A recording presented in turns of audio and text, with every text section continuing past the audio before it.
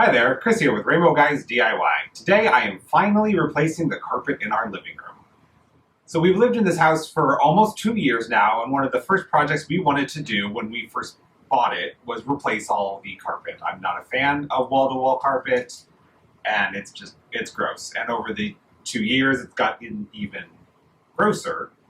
Lots of stuff gets tracked in. We have 3 large fir trees on our property, so there's constantly pine needles that are getting stuck to your feet, and you gotta vacuum them up. It's kind of a pain. It'd be a lot easier to just sweep them. So today we are going to pull out all the carpet and put in some luxury vinyl plank. But first I gotta pull this up, see what's underneath.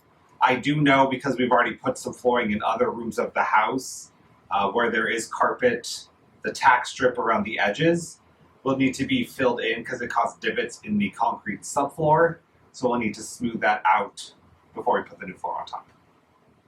Underneath the carpet, at least in the rest of the house, there is also some very old, more than likely asbestos vinyl tile that we are just putting the new flooring right over.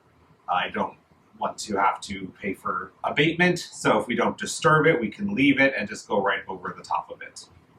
So with that, I'm going to go and get started. So the first step was to pull out all this marble tile by the front door. I was actually a little nervous about this and thought it would be a lot more work than it actually turned out to be. It came up pretty easy, but it weighed a lot when I tried to carry the bag away. Then I just removed the carpet and padding in large strips.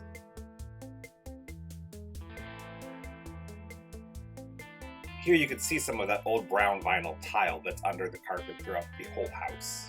We didn't have anywhere else to store the couch while I did the floor, so I just had to scoot it around. Moving on to the second half of the room, I just proceeded to cut strips and roll up the carpet and padding like I did the rest of the area.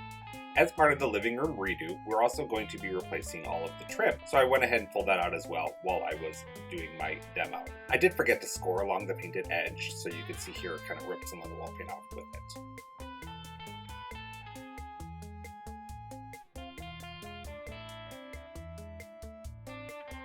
And then I just kept going all around the edges, removing the tack strip and any of the glued down carpet padding.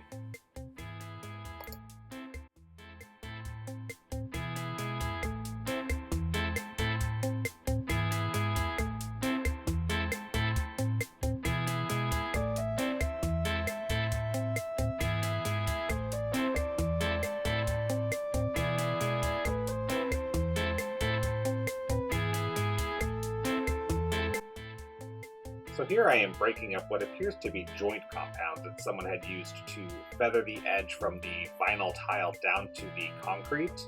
So I'm just breaking that up so I can sweep it away. And it was getting kind of dusty, so I made sure to put on my dust mask while I did this part.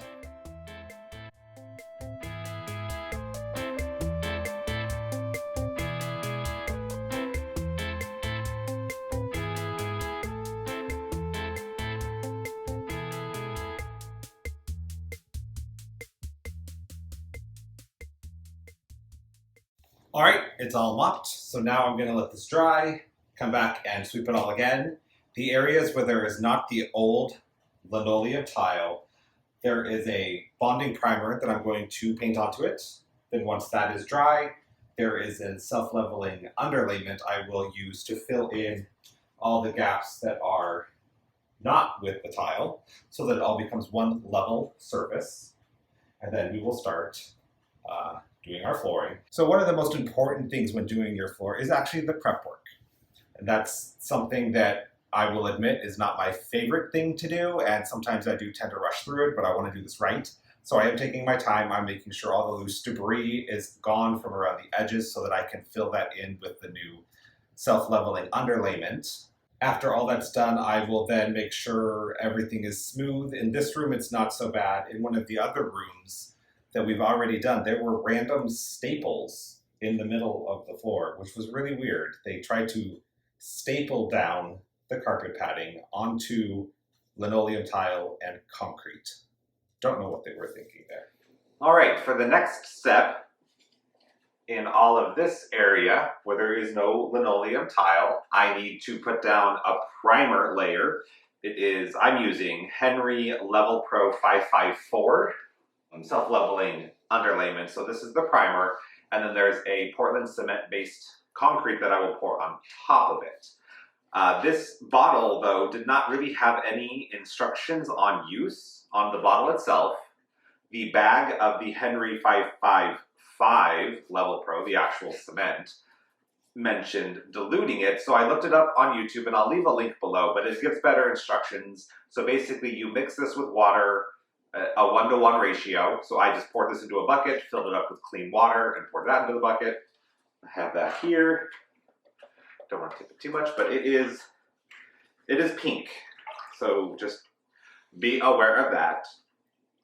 So now I'm going to paint this onto all of the bare concrete areas, and that is going to then prep it for the underlay, and it takes about 3 hours to dry.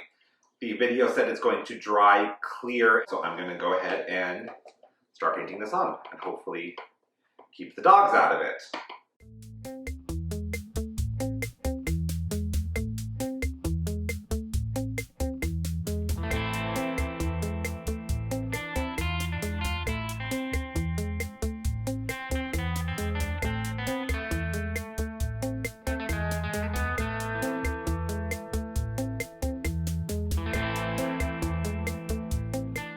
So I put all the primer on the floor, and it has had time to set up. It does take it says at least 3 hours to dry, but not to wait more than 24 hours before applying your leveler. So now I'm going to mix up the leveler. This is the Henry 555. It is self-leveling. It can be poured, they recommend 1/8 of an inch minimum, up to 1.5 inches. It can go higher than that if you add aggregate, but it can also be feathered to meet any existing grade if needed. So this is what I've chosen. I've never used it before. We'll see how it goes. So I have 5 quarts of clean water. I'm going to add the entire bag and mix it up. It has a 10-minute working time, so you have to work fairly fast, but you'll just pour it, use a trowel or a scraper of some sort to help it into all of the corners. And then in the video I watched from the company, it does say once it's all where it needs to be, just move over it one more time to help break the surface tension so that it can truly flow and do this self-leveling magic. So I'm just going to go ahead and mix this up and get pouring.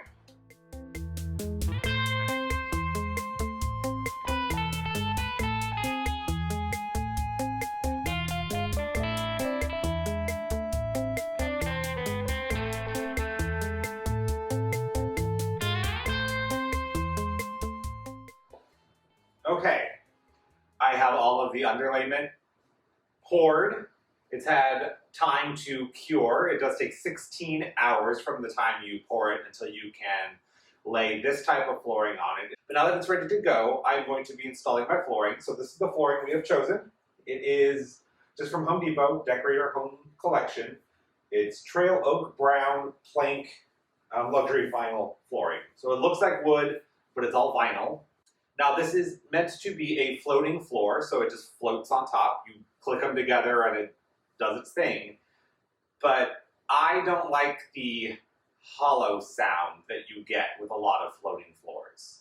I do have this flooring installed in my sewing room as a floating floor, and it's not the worst, but I don't like the sound and the feel of it not being attached to the subfloor. So I am going to be gluing it down, and just a disclaimer, this is voiding the warranty of the flooring because this is not its intended installation method. I have done this already in the hallway. You can kind of see it over there. Just as a test to see how it does, I installed that last spring, summer time. Actually, I think it was about a year ago that I installed that to see how it held up being glued down with the expansion and contraction in the various seasons. And it's done fine. Vinyl doesn't have a heck of a lot of expansion when it gets warm and cold and it moves. So in the winter, there is a hairline space in the seams that you can sometimes notice if you're paying attention. you really can't tell. The core of this flooring is black, so it just looks like a shadow. No big deal. So I'm calling it a successful test. So that is what I'm doing in the rest of the house. So I am using this glue. It is just vinyl flooring adhesive. It is Roberts 2057. So for this glue, you trowel it on, you let it dry. It takes about half an hour to an hour to get to a clear, sticky substance from the milky that it goes on. And then once it's at that point, you can lay your flooring on it, so it just kind of holds it in place. As you can see over here, I have staggered from where the kitchen and the hallway feed into the living room. So I'm going to have a bit, because it's actually the opposite end. Normally you would start at this side of the room and work your way that way, but that's just not the way the house is laid out. So I'm going to have to figure out getting that connected in there and then start my flooring and finish the room. For the first pass, I am only going to do about, not even 2 feet. It's going to be 2 rows and then to the wall, because that's going to be a little wedge of a row, just so I can get them laid in place and straight. Having your first 2 rows straight is very important because that's going to then dictate the rest of the room and how it goes. So I'm going to do that, let it dry, come in and do those rows of planks, and then we'll go from there. In this room, I do have actually the advantage of the existing vinyl tiles because there are lines I can follow to make sure that I am staying straight. I don't think any of the seams are going to land directly on a seam, but I can at least use it to gauge if my rows start going a little askew. So with that, I'm going to go ahead and get started with the gluing.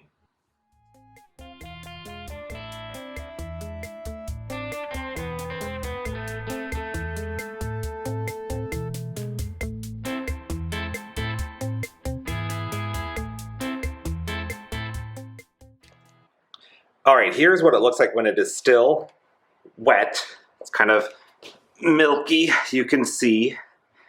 Over here, it's already started to set up, but it gets really clear. It's like a clear with a yellow tint to it, and that's how you know when it is ready for the flooring. Okay, so it has set up now for a little over an hour. It's kind of a cold day, so it seems to be taking a little longer.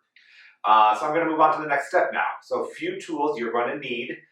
Whether you're gluing it down or not, you're going to need these tools. You'll need a rubber mallet,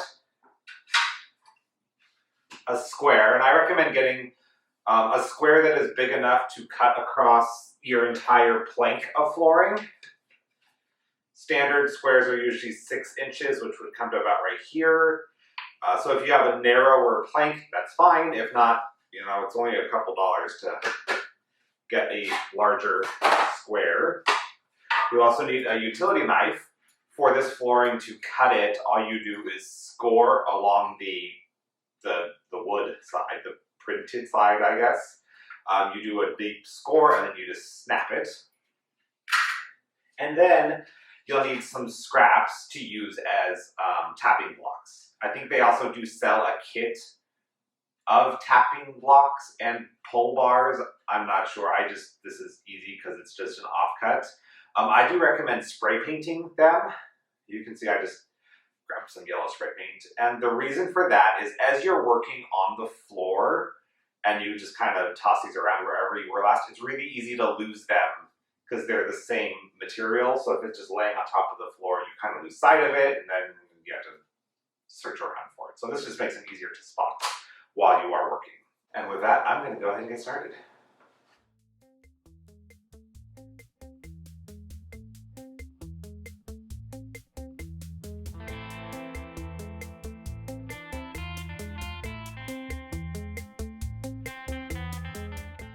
Now here I am cutting the vinyl to fit into the various edges, and the easiest way to do that rather than trying to measure everything is just to lay a board directly on top of the last row, and then use another board bumped up against the wall or wherever it is you're needing to cut, and use that as your measurement just to mark the board that is laying on the previous row.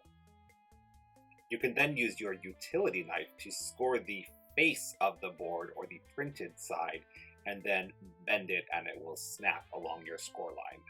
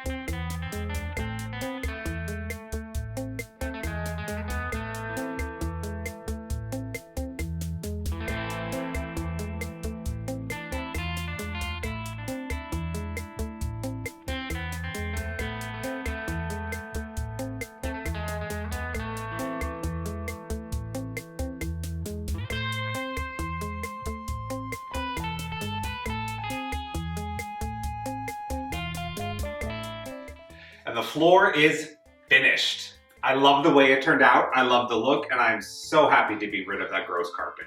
That does it for this video. Thanks for watching. If you like this video, please be sure to give it a thumbs up and share it with your friends. Also be sure to subscribe to our channel and click the notification bell so you don't miss out on any of our new videos. You can also follow us on social media at rainbowguysdiy for even more content. See you next time.